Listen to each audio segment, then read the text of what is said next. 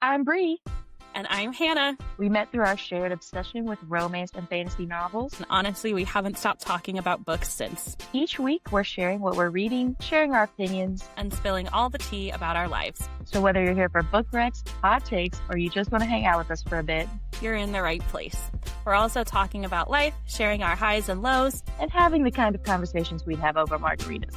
Welcome to Chapter Chats.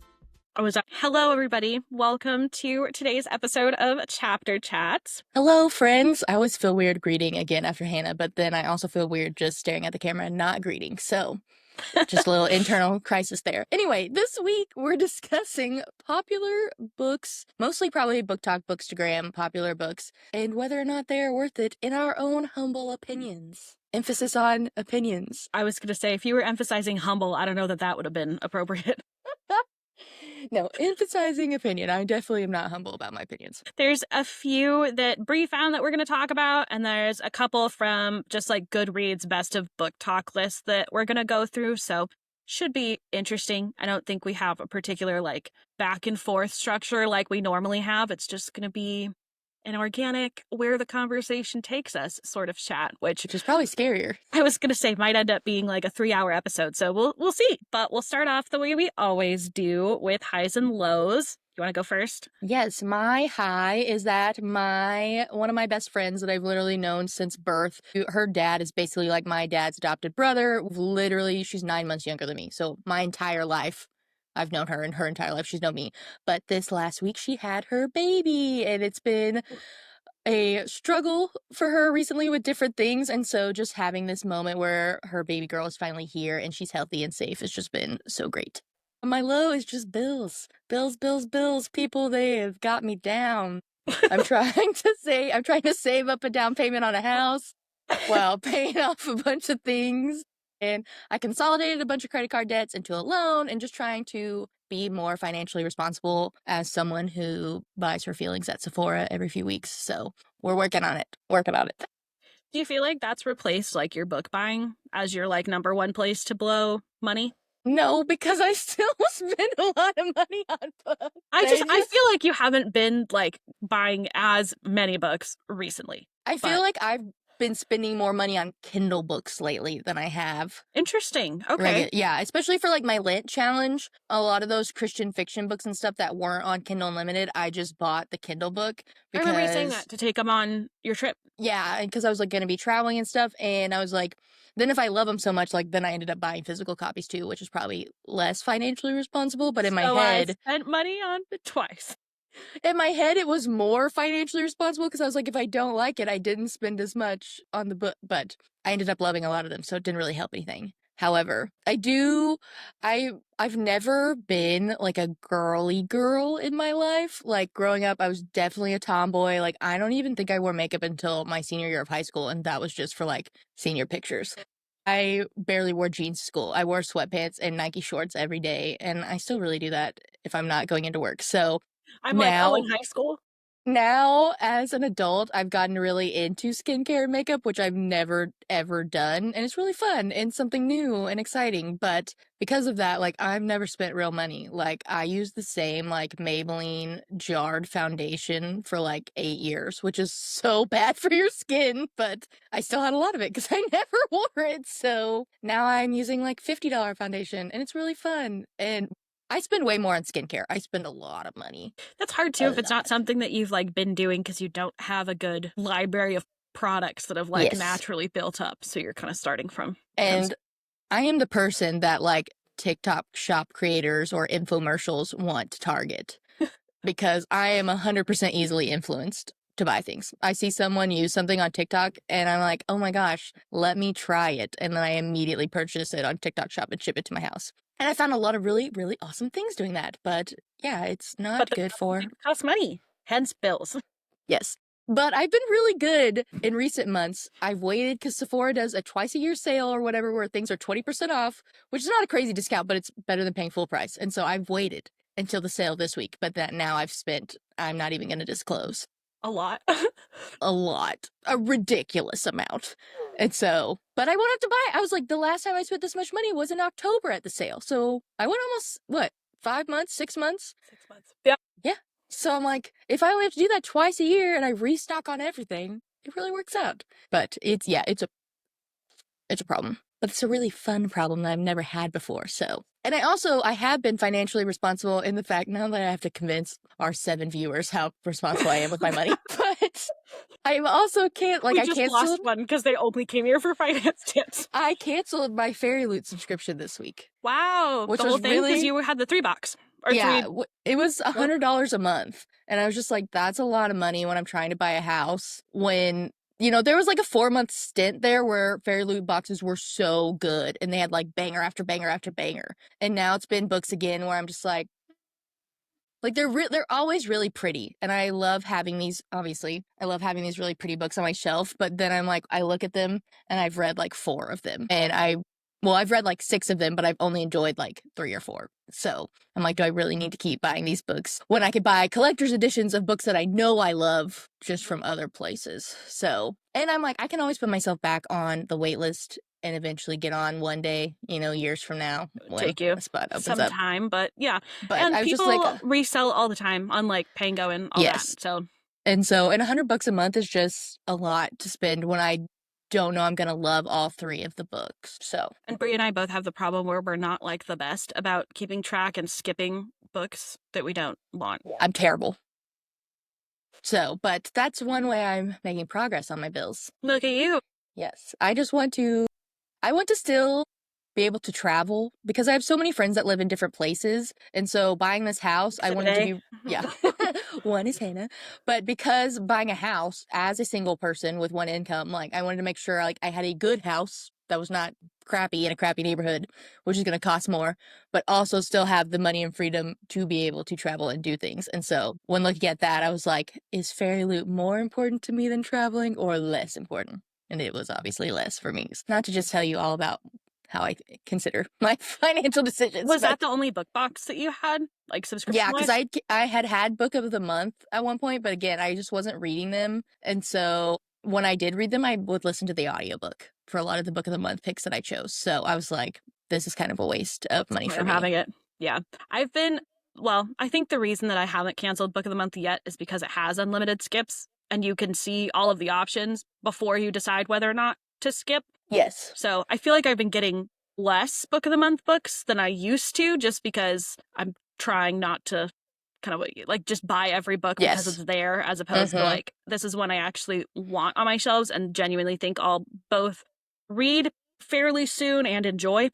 So I still have like I think a backlog of probably like 30 to 40 Book of the Month books that have just been sitting there. And I'm sure I'll like a lot of them. I usually do like Book of the Month books, but they just take me forever to get to because they're not like always the really splashy, like want to read it right now type of book. Yes. So one of my goals this year, one of the few goals that I have actually worked on, is like being better about getting rid of books on my shelves that I don't like or that I'm not going to read again. For this, because that's been a struggle for you for a long time.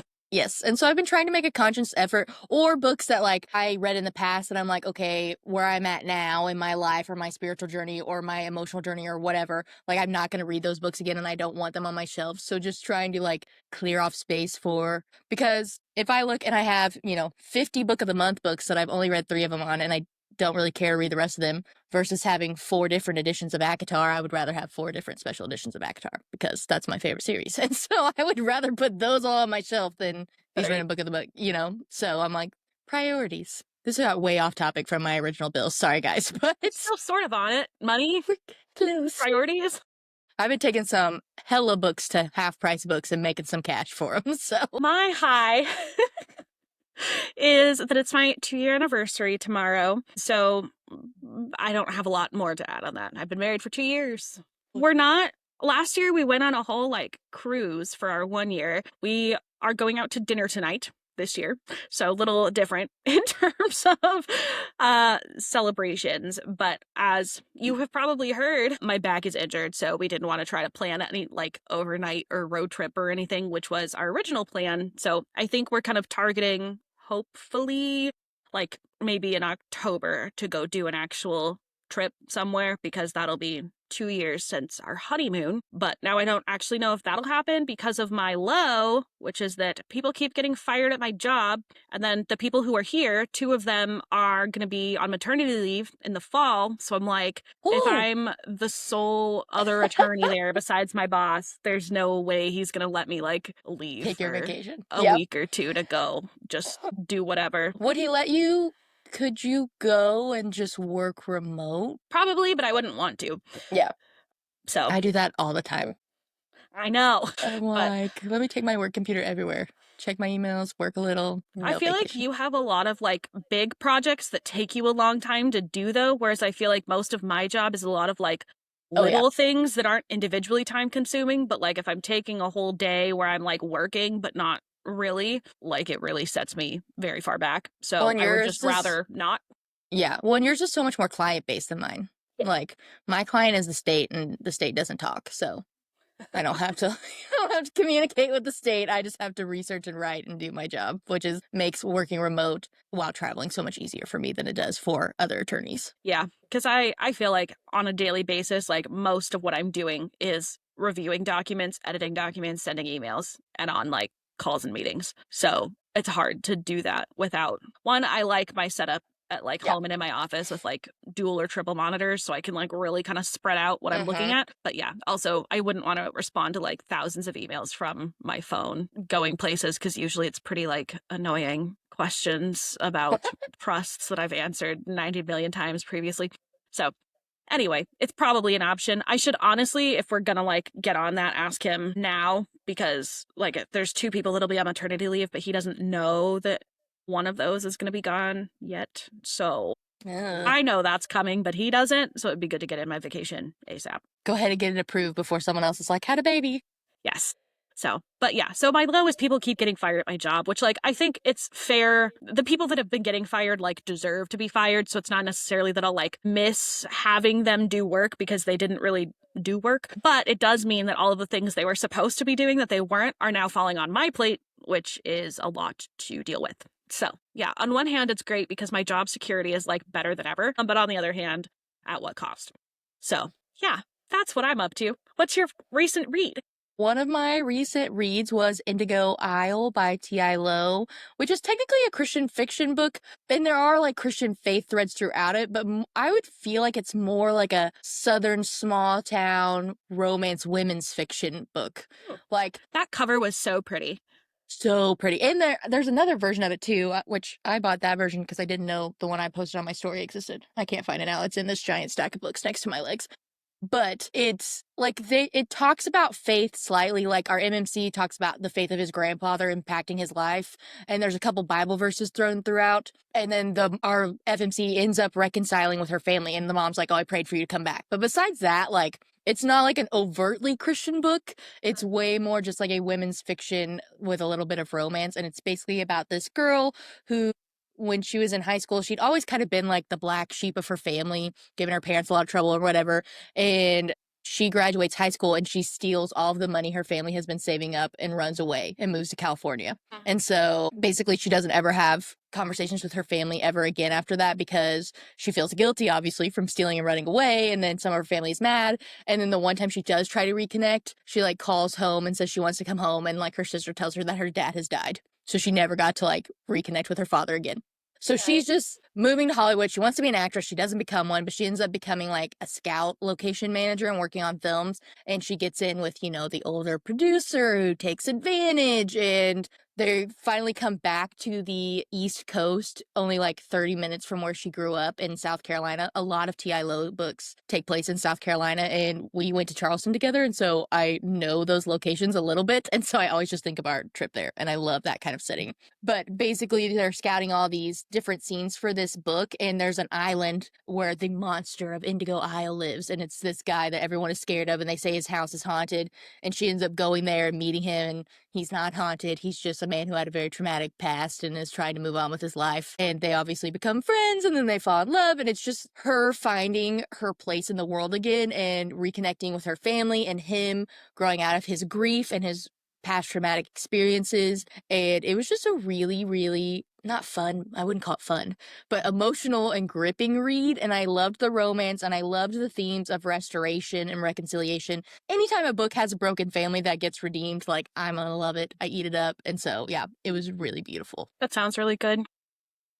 And it has an indigo farm in it, which I didn't even know was a thing. I had no idea how indigo was made. But there's a whole like scene It's in it where grown yeah, on a I did farm, not know that. I guess. And it like explains like how indigo is grown and how they get the dye, which I did not know anything about. And so I just thought that was really interesting. I love when books teach you little things in fun ways. Sounds like a really good read. I'll have to add that. I have T.I. Lowe already on my check Yes. out this person from. I think you would like her. I think so too. It's all of her books are set in that like South Carolina, Southern coastal kind of feel. And I eat it up. It's a good sweet spot. I feel like East Coast generally, like coast, not like the East Coast, yeah. No. I always like books set there. I didn't really like living there because I lived in Virginia Beach for 3 years, which is the East Coast. And so, which Virginia Beach is different than South Carolina. If I was in like Charleston, I probably would have liked it more. Yeah, but we I love Charleston when we visited. Loved Charleston. I could live there 100%. Same. I also really like Boston, but you've been to Boston now, but winter. So that wasn't really the best. No, was not fun for me. I hate the snow. But I love my friends that live there. And I love all the historicalness that you get on the historicalness. That's not really the word, but yes, history. Like when I lived in Virginia Beach for law school, I was so close to Williamsburg and all of those places where you could go visit and see like the actual history of our country. Really, and I just think that's fun. My book is Hearts, Strings, and Other Breakable Things. This was ironically, Book of the Month book that I had super backlisted that was just available now on Libby. So I listened to it on audio a couple days ago. And I don't know what I thought it was. I think I thought it was just like a regular adult romance, but it's a YA romance, which I would compare sort of to like a Sarah Dessen meets... You still haven't read this, but Bridget Kemmer's Letters to the Lost was one of my like favorite books the year that I read it. I think that was like 2024 maybe. And so it kind of had like a combination of those two. I felt like it's very like teeny bopper in like the Sarah Dessen way, but I felt like had deeper themes. The FMC is functionally a foster kid. Her mom passed away, never knew her dad. And so she moves in with her very wealthy aunt and her family. So she's got her two like cousins that live with her, and they're in a pretty like uppity town in Massachusetts. And so she's obviously navigating grief and all that. She's a senior in high school. They're all like 17. And she used to be really good friends with the next door neighbor back when she was younger, and her, she went over to hang out with her cousins or whatever. So he's kind of like the boy next door. They hang out right when she moves in, and I think she kind of like thinks that they're gonna sort of pick back up where they left off, and she still has, a little crush and all that, and then finds out that he has a girlfriend. So that's kind of shot in the foot. And then there's this other neighbor's girlfriend's older brother is over there a lot for like barbecues and stuff like that. I think he actually lives in Boston, if I remember correctly, but he like comes home a lot because he is rich and doesn't have a job and, can just hang out or whatever. So it's sort of like a love triangle book. It very much had the same dynamic as, they're not brothers, obviously, but Grayson and Jameson from Inheritance Games. Ooh. Like that kind of vibe where you like both of them and you're kind of like rooting for both of them. But I think she ended up picking the wrong guy personally, but I still really enjoyed the book. I think for being IA, it didn't feel too immature. Like I really liked all of the characters and wanted good things for all of them.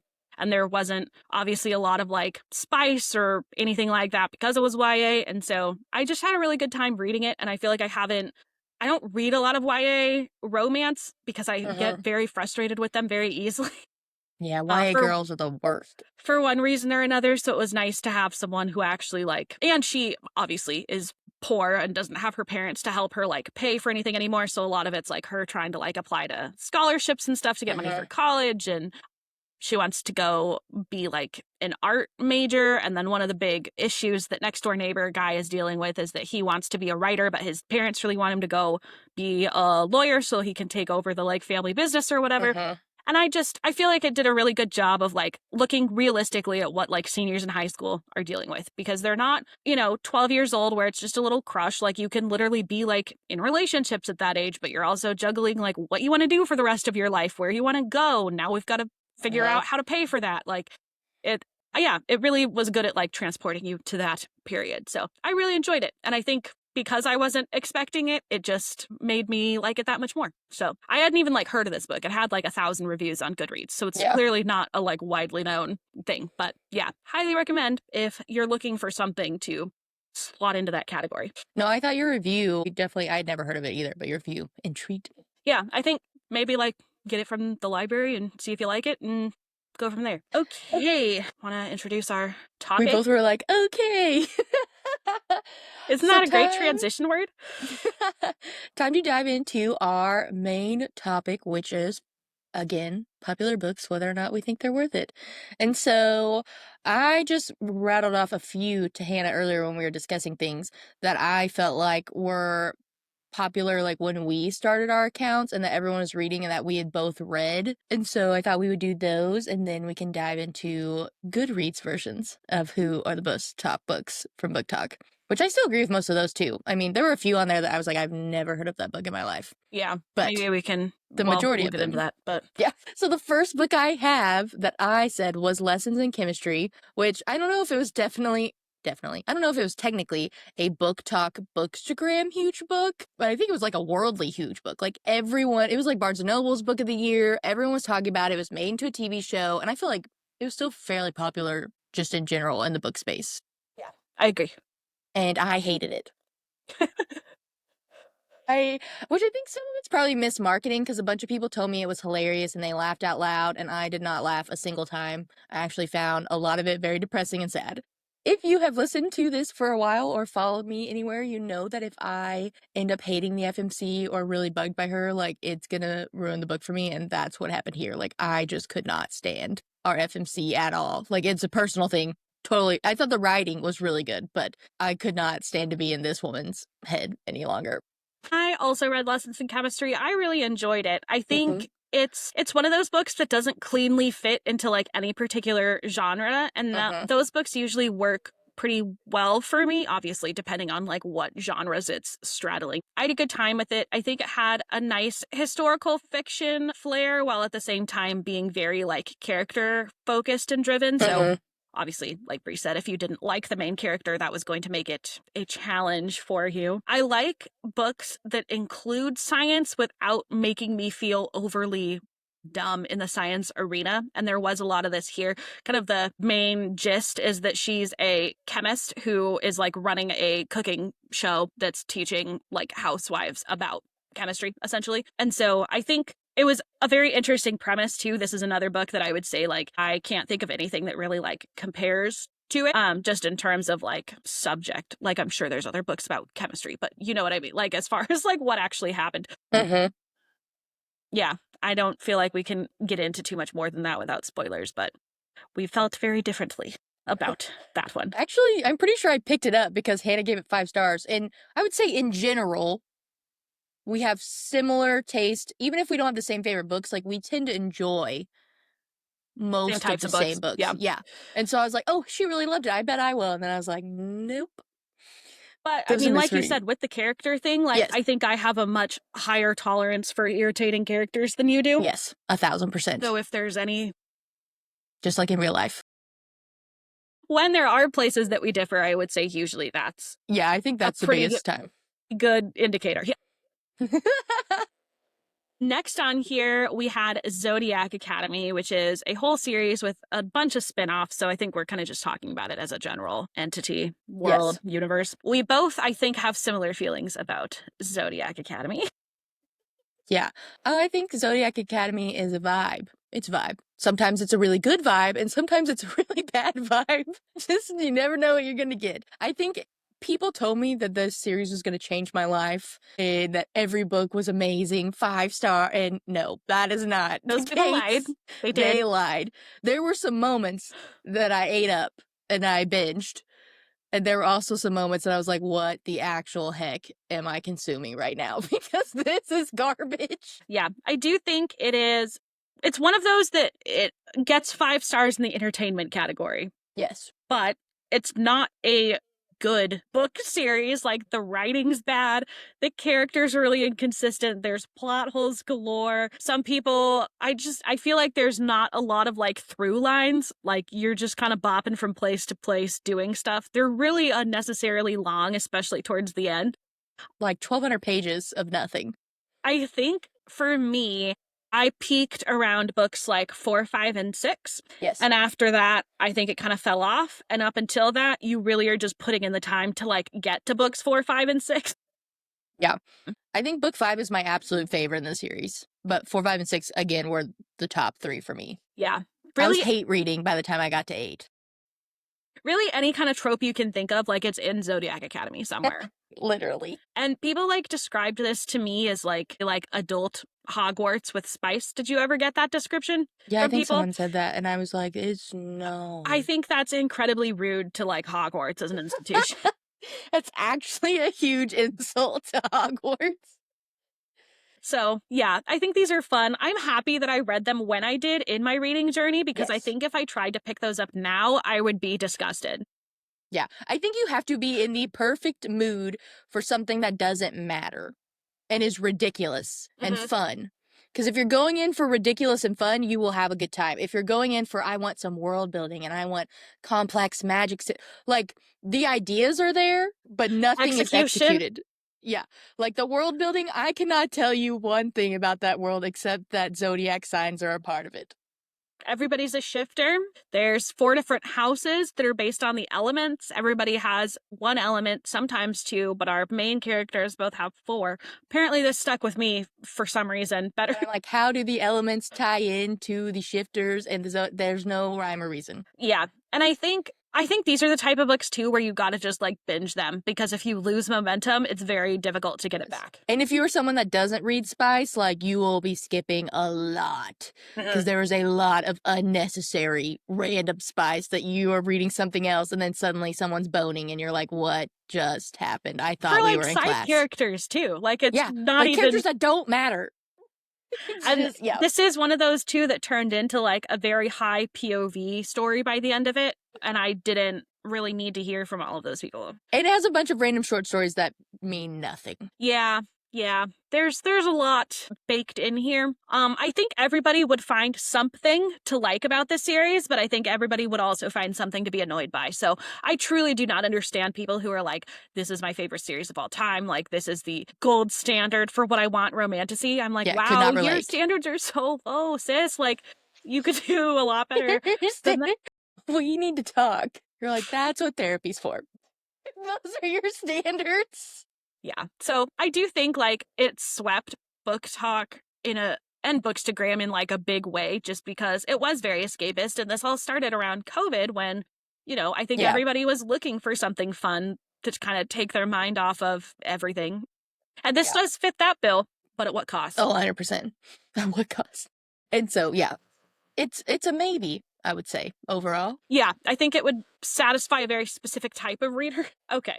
Now let's get into the next one, which is Check and Mate by Ali Hazelwood. I feel like all of these are me hating on them in general. I don't think I gave Check and Mate 4 stars. I didn't think it was like a perfect book. I used to be a chess nerd when I was little. I still really like chess, but I used to be in like chess club and like do chess That's so competitions and cute. stuff. Did you know this? I think I told did you know when that. we talked. I think you maybe mentioned it, but I forgot, and I think it's precious. I love it. Yeah, so 6th I don't know how to grade, play chess, so you I could would like to find me learn. after school at chess club. The next time we're together in person, you should teach me how to play. Oh, that'd I've be never fun. played chess in my life, All right, which I'll is take crazy you. to me. Yeah, that is crazy. It's because it's such an old game. I feel like it's got so much like lore and like Yeah. attached to chess. it, which sounds weird, but like you could be a grandmaster and still have like no idea what you're doing compared to other grandmasters based on like how much there is to know, which is pretty cool. Like, I think it's fun that a game has origins like that. Mhm. So yeah, I'll teach you how to play chess. That'll be fun. Yeah. So I mean, that's pretty much all I remember about this book now, to be honest. I don't feel like I have the same love affair with Ali Hazelwood that a lot of people do. Like, I think most of her books have pretty much landed at 4 stars for me. I've How many only have you read? 3. Yeah. So not a lot, but Which ones have you read? Bride, this, and I read one of her short stories that was in the like Amazon or like Yeah, the limited like the collection. Cruel Winter with You, one of those maybe. She wrote, yeah. I might have given I- that one 3, but Which is funny because I gave that one 5. I mean, I really don't remember it at all, so I could be pulling that. I might have not even read it. I don't know. I think it would be interesting to see if you ever do, read more of her books, where you fall with her. Because I feel like she's a very contentious author in general. Like, the people who love her, like, create, like, shrines Go to her. hard. Yeah. Yeah. Like, and I, like, The Love Hypothesis, which I think might be on the other list. I don't know. But that was one of the first books I read getting back into reading back in 2020 or whenever that was. And I ate it up. To this day remains one of my favorite, like, contemporary romances. I loved it. I've not loved a single one of her books as much as that one since. In fact, I've viciously hated them. Like, I viciously hate Check and Mate. Did you like Bride? I liked Bride. I didn't love it. I think I gave it 4. Okay. And then me I too. gave Mate 3.5. And I said I liked the plot of Bride, but I liked the characters better in Mate. So if you could have married them, it would have been a perfect book for me. But alas, they were not. Yeah, I have not read Mate yet. I haven't even bought it. I don't really feel the need to read it. We'll see if I ever do. I feel like it'll be a library book, if anything, because That's what I think I got, like a line pass or whatever for the audiobook, and that's why I listened to it. So, but it was okay. But Check and Mate I hated, mostly because I loved the chess aspect. That was my favorite part. Again, I hated the FMC. I hated her so much. I just, every time she spoke, I wanted to stab a drill into my eye. Like, I just could not handle her. And also, it's YA, but there was a lot of like spice adjacent, and like at one point she talked about tentacle porn, and I was like, that should never be discussed in a YA book, in my opinion, full stop. And so that really bugged me. And that's just a larger thing and this was like the 3rd YA book I had read in a row where there was like content that I didn't think should be in there. So that probably made me even more mad because I'd been like building to it. But I'm a big stickler for YA content being YA versus not. I also think, I mean, this is, again, we've talked about this before, but like why new adult needs to become a more pervasive category because Yes. they were both over 18. So they're technically adults. So why are we Yeah. calling this young adult if it's not? 100%.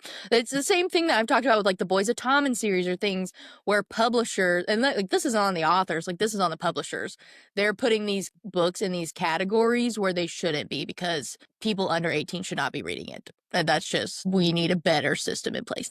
Yeah. And I think, I mean, obviously if you're going to find 16-year-olds that can handle more mature content than 12-year-olds and having all of them be in the same category, I think is like not useful.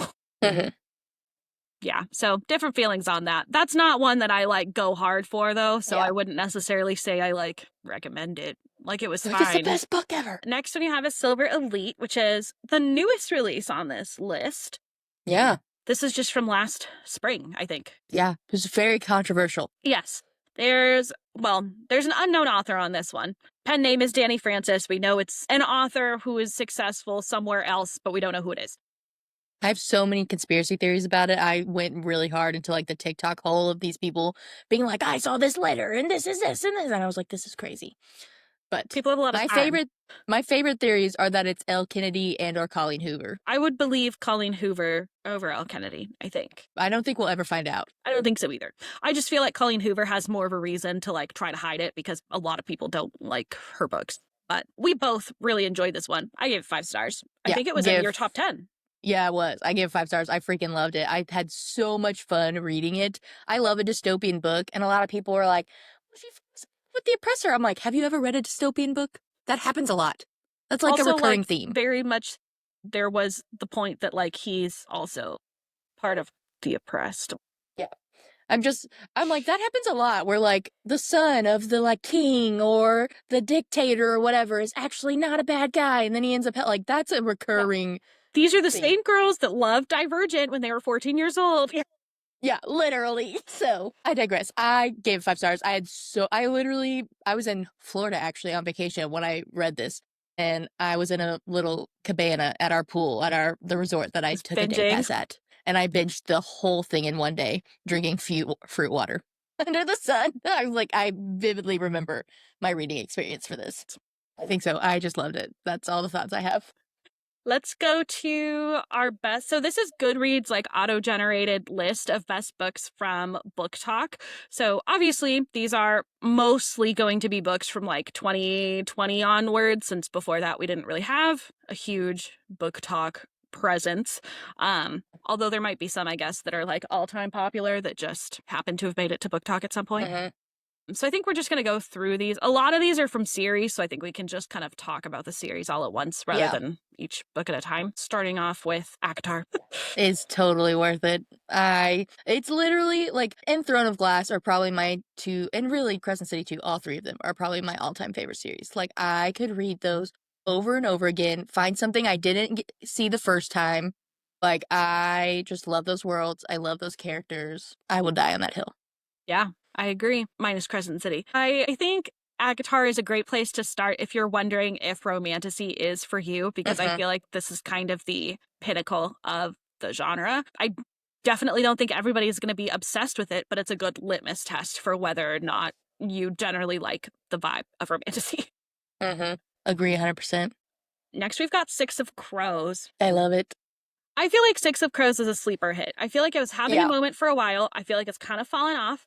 I feel like if you take Six of Crows and Crooked Kingdom just as a duology, like that's amazing. like peak YA fantasy, or not even YA anymore, because I think they've decided it's ageless.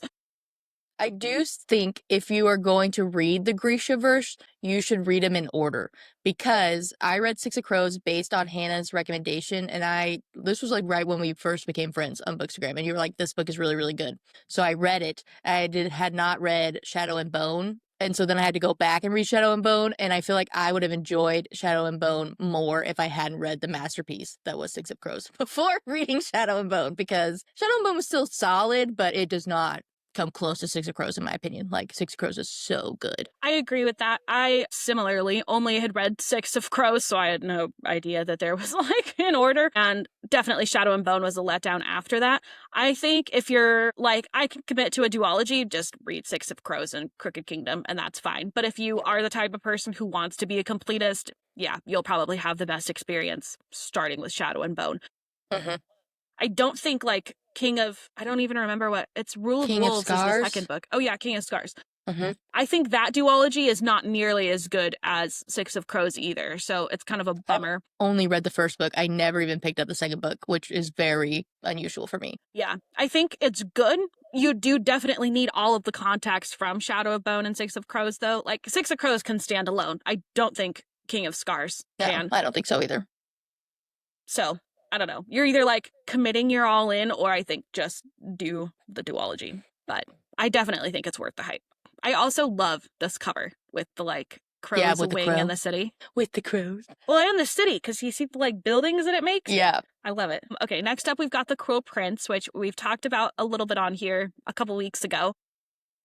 I freaking love this series. I think this series is done such a disservice. Let me just hop on my little soapbox, because people are like, oh, it's enemies to lovers and enemies to lovers. And it is. There is an enemies to lovers plot, but that is not, it's a subplot. Like, the main plot is world building and political intrigue and scheming and trying to steal the throne. It is such a fun story, and enemies to lovers is there more so in later books, especially book 2. I feel like you get a lot of the enemies to lovers, but so many people go into The Cruel Prince with expectations that the romance is going to be the main thing, and I feel like that does a disservice to what the book actually does. And that's why I gave it 4 out of 5 stars, and then the other 2 books were both 5 for me. Like, I love that series. I think my favorite of the series is probably the second. I think so too. And I wouldn't say that I'm like as diehard on this series as Brie, but I did really enjoy it when I read it. I don't think it's something that I'll probably like reread anytime in the near future, but I do really like these characters, and I think Holly Black's an excellent author who's, like we've talked about before, like very good at world building, which makes it very easy to feel really immersed in the story. So I definitely think this one is worth it. But like Bree said, I would not classify this as like, if you're a romantasy girl, you'll love it. Like, you should know what you're going into so that you're not disappointed expectations-wise. 100%. But next, we've got one that neither of us have even heard of, which is Bright Burns the Flame by Angelina Steffert. Oh, No idea. Literally never even seen that cover before in my life. Yeah, it also, I think, is only, I don't know how this list gets decided, but it looks like it's a combo of like ratings and votes. And I think based on ratings, like no one's heard of it. So, all right. Next up, we've got Fourth Wing. I feel like there was no way we were going to have a list like this without Fourth Wing being on it. Do you want to start? Yeah, I mean, I liked Fourth Wing. I gave Fourth Wing 4 out of 5 stars.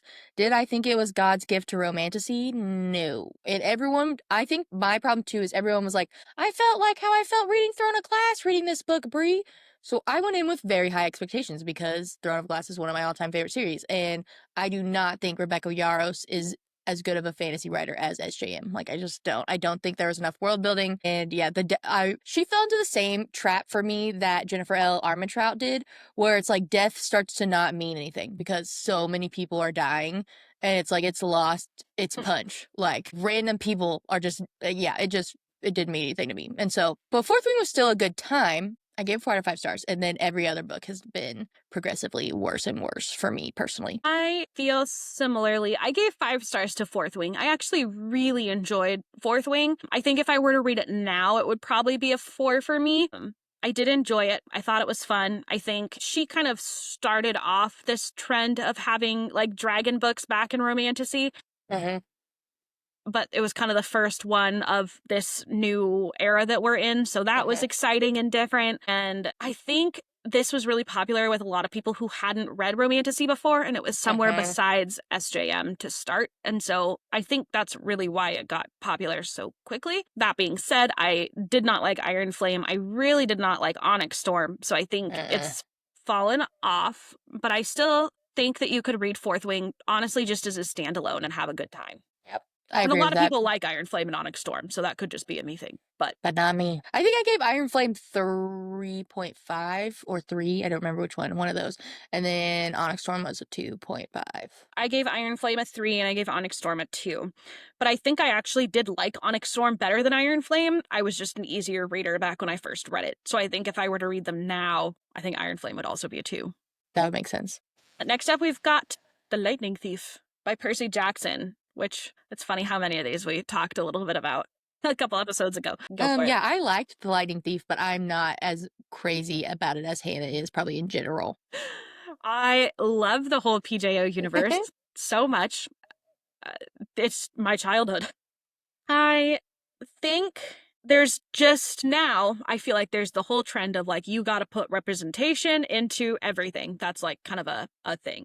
I think Rick Riordan was doing ADHD representation before it was like cool. And I've never been like diagnosed with ADHD, but I do feel like that's probably something that would easily happen to me if I tried. Would not.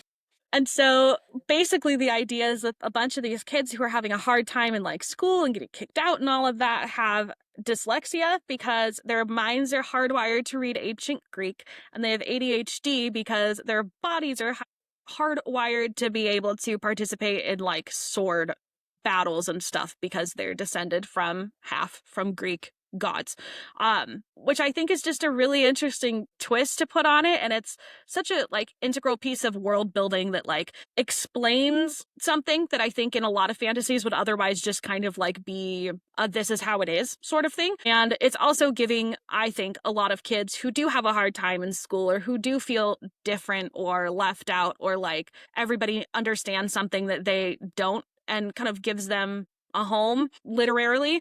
And so just that as like a, I guess, like motivation behind him writing the story, I think is really cool. But also the story itself, I think, is awesome. Rick Riordan's really excellent at plotting, sort of similar in like kind of a Harry Potter sense where you have like an overarching arc throughout all 5 books, but like each one is contained to like a specific adventure, not a school year in these because they're all contained to like a summer typically that's at like this summer camp for half-bloods. Yeah. So anyway, I love PJO.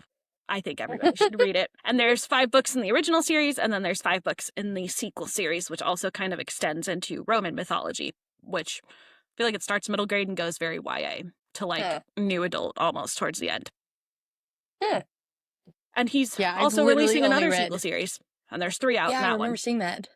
I've only read the first 3 books, and I plan to one day reread it and finish it, but I've not got there yet. That's great. Your face is like... I'm excited for when you get there. Okay, the next one on the list is The Inheritance Games by Jennifer L. Barnes, right? Jennifer Lynn Barnes. And I really liked The Inheritance Games as a standalone book. I feel like the next two books for me kind of lost the plot a little bit. I feel the same way. I I really loved The Inheritance Games. It was so fun and different from what we had been reading. Because I think you read it first and then told me to read it. Yeah, I thought that it was a fantasy book, which is why I was like putting it off, because when I first got back into reading, we can all laugh together at this. I was like, I don't really like fantasy, so I'm just going to read contemporary books. Yeah, so that worked out really well for me. Oh, how the turntables have turned. And so I picked it up. It's very much not fantasy. It's contemporary IA about a girl who inherits a lot of money if she can like solve these riddles that the decedent left. Yeah, I really like this one. I think I gave the first book 5 stars. It was just fun. I think it actually made it into my top 10 of 2022, I want to say, which was like the first year that I was like back into reading in like a big way. But yeah, 2 and 3 didn't really work for me. I have not picked up 4 and 5 because there's a whole like continuation to these now that I just haven't read, that I believe focuses on Grayson as the main character, I think. Which I was never a big Grayson girly. I was always, like, I liked Grayson, but I was like, didn't, to be juvenile, I didn't like him. I was like, I was Jameson girly through and through. I liked both of them so much. I feel like me and Grayson were a little too similar with our control freak tendencies. You're like, we can't both be in charge. Yeah. Yeah, I think this is a good one to start with. Again, very good for YA. I would feel super safe putting this in any teenager's hand. 1,000%. Or if you're kind of at the beginning of your reading journey. And I think this is like mystery light. Like it's definitely not like scary or creepy, but you get to like play along with it. So I feel like that's a specific type of Did you ever read the book The Westing Game when you were in school? Okay, well, then never mind. That point doesn't matter. But it reminded me of The Westing Game. If you've ever read that book, this is like a YA fun version of The Westing Game, which is also about inheritance and things like that. Maybe that's what it was based off of. I've read other Jennifer Lynn Barnes books. She has a series, it's like slightly murder mystery. It gives Pretty Little Liars, but it's about a bunch of like debutantes called Little White Lies. And I loved that book. And then I have her whole, I think it's called like The Naturals. The Naturals, series, yeah. But I have not read that one yet. Yeah, I haven't read any of the rest of hers. I feel like I have to be in a very specific mood for a YA book that's not fantasy. YA fantasy, I will eat up all day long. I think some of the best fantasy books are YA fantasy. Like, they're just killing the game over there. But other YA books, like, I have to be specifically in the mood for them. Yeah, that's very fair. I think you always have the romance that you know will interest you if it's a romance. But with kids, yeah, it gets a little creepy at some point. Like, I'm turning 30 this year. Not really my thing anymore. Next up, we have The Son of Achilles by Madeline Miller. I have not read this. I've read Circe by her, and I loved Circe. Yeah, I really enjoyed Circe. I haven't read this one. It's one of those, too, where, like, sometimes I feel like people are so obsessed with a book and love it so much and won't leave me alone about reading it that just on principle, I don't want to read it. I'm like, if you will not stop shoving it down my throat, I am not going to pick it up. That's how I feel about every new release. That's crazy. So it has literally, I think someone actually bought it for me too. And I was like, I don't care. I'm still not going to read it just because you spent your money on it. Maybe so one day. Yeah. It's somewhere, but yeah, it's not anything that I am like breaking down the walls to read. Next up, we've got Shatter Me, which I think is both one of our all-time favorite YA fantasy books. I love or like dystopian, I guess, more than fantasy. Yeah, I feel like sci-fi dystopian fits more than fantasy. But I always, when I do a when I do a YA fantasy rec, I feel like I always throw this in there, but I definitely would do more sci-fi dystopian. But whatever it is, look, it's right here on my shelf. The special edition. I freaking love this series. It is the most bingeable series, in my opinion. I feel like the first book gets a bad rap because of the writing style, but I actually enjoyed it. I thought it was different and unique, and I love these characters. Like, literally, Aaron Warner and Juliet are two of my all-time favorite characters. Kenji is a phenomenal character. Like, James, Adam, I hate, but, you know, you gotta have someone you hate. But, you know, he's there. He's there. And he does have good character development by the time you get to the spin-off series. It just takes him a while because he's a man-child. Anyway, I love this series. I love these characters. I could reread it every year and never grow tired of it. I am obsessed and I'm unashamed. I really love Shattered Me as well. I think dystopian books are kind of having a comeback right now, so it'll be nice to be able to kind of slot this where it actually belongs in terms of like dystopian books, as opposed to saying that it's fantasy because it's not. But yeah, I think this is one of the most perfect YA series. They're super easy to fly through. There's a ton of books, but you get through them very quickly. And I think there's a very clear like through line to all of them. Like you don't feel like you're just reading the same book over and over again. Characters are really lovable. It's just a good time. So it's just, I mean, Aaron Warner is the love of my life and he's not even over 5'10". So let's just say that, like, that takes a lot for me to love a man that's below 5'10". He's a blonde MC. And he's blonde. Which I am not a hater of blonde MMCs. But a lot of people are. A lot of people are, but the fact that this is still number 10 when there's a blonde MMC. Yeah. That's saying something. Like, he is everything to me. I love him and Kenji's friendship too, if you can call it that. I love it. And I think we've talked about this before, but the writing is just so easy that you're like 150 pages in and you feel like you've read nothing because it just flows. Like, it doesn't feel like you're spending a lot of time. Like, it's just super natural, super easy to read. The characters are developed well, and they all have their own very distinct personality that really shines through. So I'm a huge fan. Next up, we've got A Good Girl's Guide to Murder. This is a YA mystery thriller trilogy. Have you read these? I only read the first book. Okay. Which I liked. But I'm not like, I feel like this went really crazy there for a minute and everyone was like, and I didn't want to read it at that point. So I was like, I'm going to wait. And then I listened to the audiobook and I liked it. I think I gave it 4 stars maybe, but I've never been like, I didn't like it so much that I picked up the rest of them. I read the whole trilogy. I gave them all 4 5 stars. Like, I liked them a lot. I think because I'm such a like scaredy cat wimp, Holly Jackson's like YA books are the perfect like enough for me to get like a thrill without like getting nightmares. Yeah. I really like this one. This also had a show come out, which was pretty popular on Netflix. I did not like the show as much as the books. Really? Yeah. Well, that's not that surprising. The actress that played Pip bothered me a lot. But, you know, what are you going to do? Yeah, I like this one. I think it was fun. It has kind of a multimedia element. She's trying to solve a cold case murder for her senior project. So one interesting thing about this one is that the UK and US editions set the story in either the US or the UK, and the British one sounds very British and the US one sounds very American. So that's an interesting situation. The show went off of the British version, so that also might have been why that's a lot of work to write a whole, like, take your story and like Britishanize it or Americanize it. Like, props to you, because I would just be like, well, you got to read about where it's at. Yeah, I think originally it was US because, well, I don't know, actually. I mean, all of Holly Jackson's other books are US based, but I guess that doesn't mean this one is. So, I don't know. All right, next up we've got Caraval by Stephanie Garber. There's a lot of YA in here. YA had its moment, I feel like, YA fantasy, and I liked this series. I gave all of the books 3 to 4 stars. I think it was a solid series. I think it's one of the more unique worlds that we have in YA fantasy, and I really enjoyed that. But the characters were very, very YA, in my opinion. Like, I felt like the FMCs were very immature YA, and so that's why it wasn't higher for me. But I will stand by, you should read this series so that you get all the background information for the spinoff series, which is phenomenal. I feel the same. I liked Caraval. I don't think it's one of those that like really has stuck with me at all.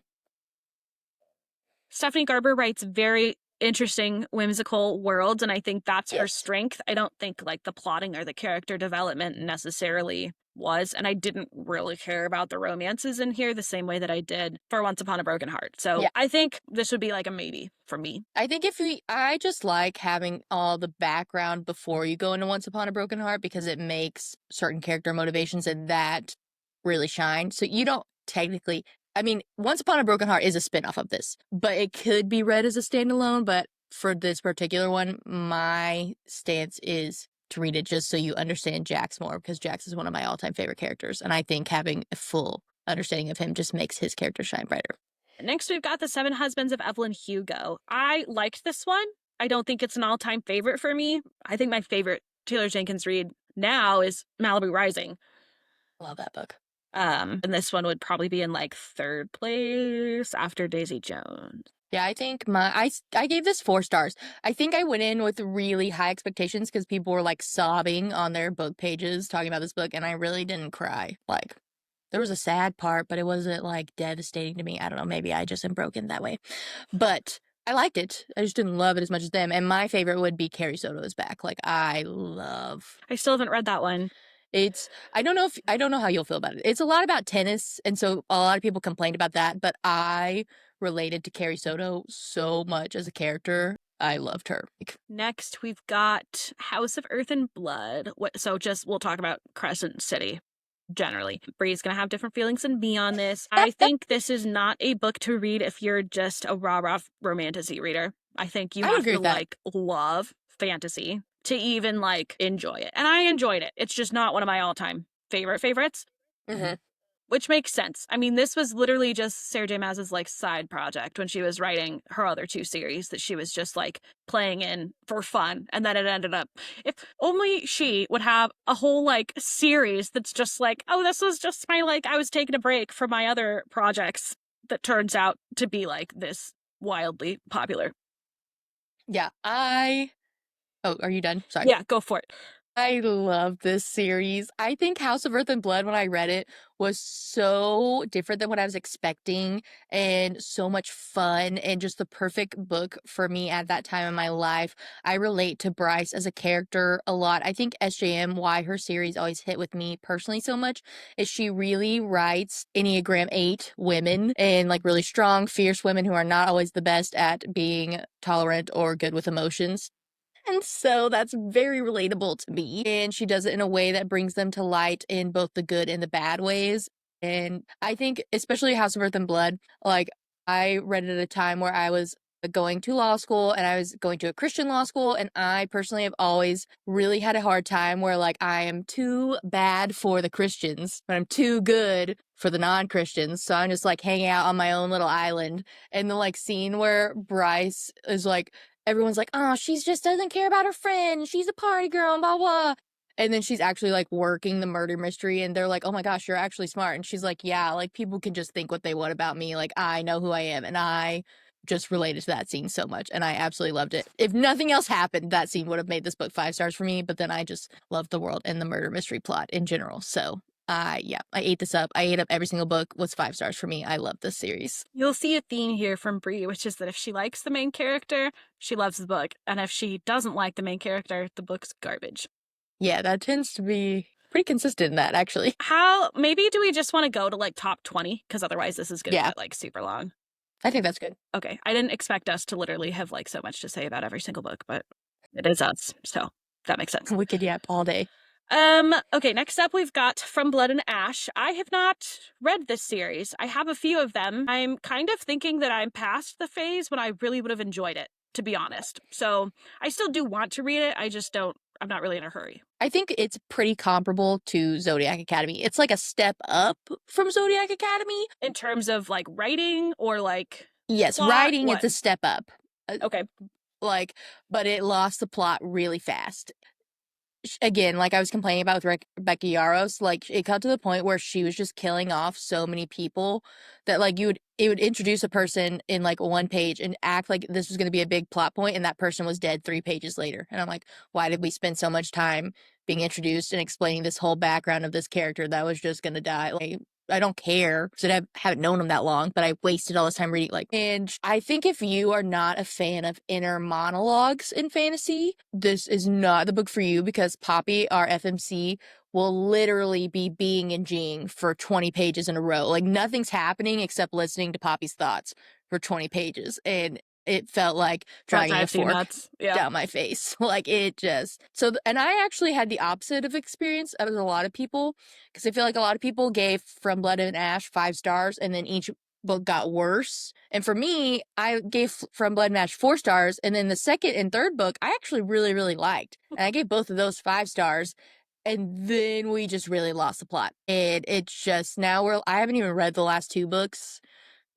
And there's like spin-off series and stuff too, right? Yes. I feel like... And Every The time I was at spin-off Barnes and series. Noble, I'd text you and be like, what order am I What's supposed to this? be Yes. doing this in? The spin-off series I actually liked even more than From Blood and Ash. It was basically the same story, just better. Like, they're like parallels, so it's literally the plot and everything is like From Blood and Ash in a different font, but this font is so much better. Like, I just loved it so much more, and I love the characters more, but it, again, like, after the second book, I was like, what is going on? This makes no sense. Where is the plot? Is it in the room with us? So yeah, it's definitely like, I am not a person who doesn't finish series very often. Like, it takes a lot for me to not want to finish something that I started, and I don't think I'm going to finish this. Like, I just have no desire to pick it up. There. I have read another Jennifer Alarmantrout book, which is Half Blood. She's a very prolific author. Like, she's been around and writing since like the early 2000s, all kind of in this like YA fantasy genre from what I can tell.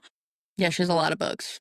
Yeah. So I think I wonder if this series is just like the one that caught flame, so now she's just trying to like pour like suck everything she can out of it. But yeah, I'm still interested. I'm just not in a rush. I'd be really interested to see how you felt about it once you read it. Okay. And then I think we talked about those next three. think our last one that we have to talk about for this one, I would be down to do another like part 2 of this episode to like keep going. Is It Ends With Us by Colleen Hoover. I feel like you can't have a Book Talk Books episode without Coho making her way in somewhere. Yeah, I mean, as much as people hate her, she was popular for a reason. And I think so many people that now have like a really sour taste in their mouth started off getting into reading again with her books. So that's an interesting Well, and scenario. people are all like, well, the books are just not that good written, or not written well, blah, blah, blah. And I'm not like, yeah, that but good written. yeah, obviously. That doesn't bother us. I couldn't care less. But I'm like, at some point, like, a book doesn't have to be well written if I'm enjoying it. Like, if I'm hating a book and it's badly written, it's a double whammy.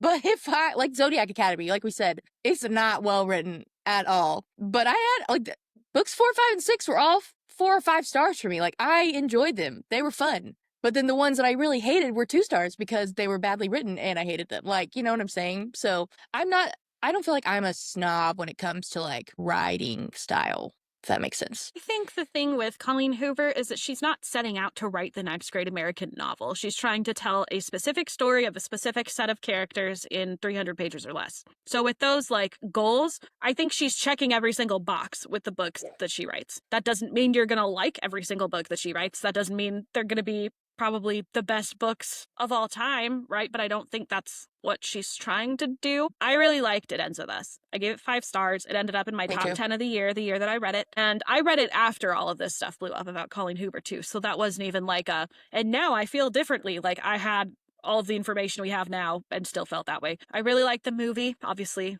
things have devolved from there for, what the movie is about now. But I really liked It Ends With Us. I think she wrote something very heartfelt from a perspective that a lot of survivors of domestic violence will understand, that a lot of other people have framed as being like romanticizing abuse, which I don't think this book does. I would be happy to get into a longer form conversation about that with anyone who's curious about why I think that. But I think this was a fantastic book, and I think actually the message it sends overall is very positive. Yes, I agree. I gave 5 stars. I loved it. It's probably not my favorite Colleen Hoover, but it's probably in my top 3 or 4. You've read quite a bit more than I have of them too, so that Yeah, says a I lot. think I've read all of hers except for 2 of her like more like thrillers, or her newest book. I haven't read that one. But like Reminders of Him is my favorite Colleen Hoover book ever. I love that book. I saw the movie last month and I cried in the theater, and I'm unashamed. Like, I love that book. I also love Ugly Love, which is another popular book talk book that people hate. And really hate I that book. loved Ugly Love. I loved it. I loved it. But I do think this is an appropriate book to have this spot on a best of list. Or not best of, but most popular. Okay, I think that wraps us for this segment. Okay, so we'll be doing for our closer a TBR trio. We're not going to tell you very much about them because this episode's long. So we're gonna rapid fire them. So for me, mine is The Tempest Blade by Danielle L. Jensen, the last book in the Bridge Kingdom series. Can't wait. In Her Own League by Liz Tomforty, which has been out a while, and I am just behind the times, but excited. That's her new series, right? The first? Yes, it's I don't think this one's going to be a series. This is just like a companion to the Windy City series. It's about 2 characters from there that are kind of older. So Gotcha. And then The Splendor of Fire by Ashley Worrell, which is the second book in the, I don't remember what the title of the series is, but it's the Scottish 1300s medieval times series that I loved. So the first book ended on a major cliffhanger, and I cannot wait to read this one. Very nice. My 3, I have no intentions. Like, I have no timeline for any of these, so I could be reading them next week or, 10 years from now. I don't know. First up is Mistborn by Brandon Sanderson. I feel like I've been itching to get into, like, a long fantasy series again, which is crazy because I'm already in the middle of, like, 5, but, the thrill of starting something new. I have Promise Me Sunshine by Carrie Stone. This is on my 26 and 2026, and I have had great success with Carrie Stone previously, so I'm excited for this one. I also really love the cover. I think it's beautiful. And then I've got Half City by Kate Golden. I had some apprehension about this one because her, like, Dawn of Onyx, Promise of Paradox trilogy was fine, but it wasn't anything, like, amazing in my opinion. And so I was like, do I even want to read this one? But I feel like a lot of people who I tend to align with have really been liking it. So I'm cautiously optimistic. Yeah, I think I have pretty much decided I'm not going to read it unless you love it. So I'm waiting to see how you feel about it. No pressure, though. For sure. Yeah. And that's it for today, guys. Thanks so much for hanging out with us, and we will see you next week. That's it for today's episode of Chapter Chats. You can find us on Instagram and TikTok at Chapter Chats Pod. And you can find me, Bree, at Brazen and Bookish on Instagram, TikTok, and YouTube. And you can find me, Hannah, at Bookshelvish on Instagram, TikTok, YouTube, and Substack. Or you can email us at chapterchatspod@gmail.com with book recommendations, episode ideas, or just to say hi. And if you enjoyed this episode, please leave us a review, follow, and subscribe on your favorite platform. Catch you next chapter.